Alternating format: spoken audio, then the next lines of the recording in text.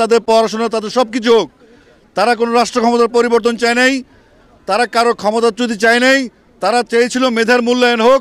সেই মেধার মূল্যায়ন চাইতে গিয়ে যদি আমাদের সন্তানরা বুলেটবিদ্ধ হয়, প্রকাশে দিনে রাতে হেলিকপ্টারে করে এদিকে সেদিকে যে কোনোভাবে আমাদের সন্তানকে হত্যা করা হয়েছে, শিশুদেরকে হত্যা করা হয়েছে, নিরাপরাধ মানুষকে হত্যা করা হয়েছে, নিরাপরাধ ঘরের মধ্যে বসে থাকে বউ যারা পরিবার আছে তাদেরকে হত্যা করে, ছোটো ছোটো শিশু যারা অবুঝমান পৃথিবীর আলো দেখে তাদেরকে হত্যা করেছে।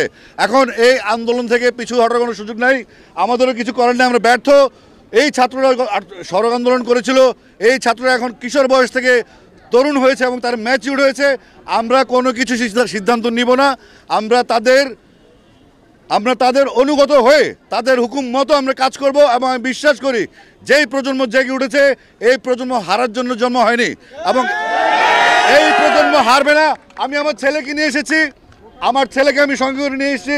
আসো, সে নর্থ সাউথ ইউনিভার্সিটি ওয়েট করলে আমি লন্ডন থেকে আজকে আসছি, দিয়ে দিলাম। তোমরা গুলি করো, গুলি করো, সবাই।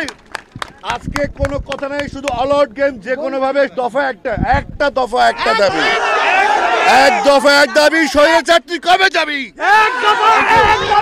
আমরা মিলিত হবো শহীদ মিনারে। Thank you. আমার সন্তান আবু সাইদ, আমার সন্তান আসিফ আকবরের সন্তান, আমার সন্তান। আমার সন্তানের রক্তেই মাটি ভিজেছে। যে অধিকারের জন্য আমার সন্তানের মাটিতে এই বাংলাদেশের ৫৫,০০০ বর্গমাইল ভিজেছে, সেই মাটিতে স্বাধিকারের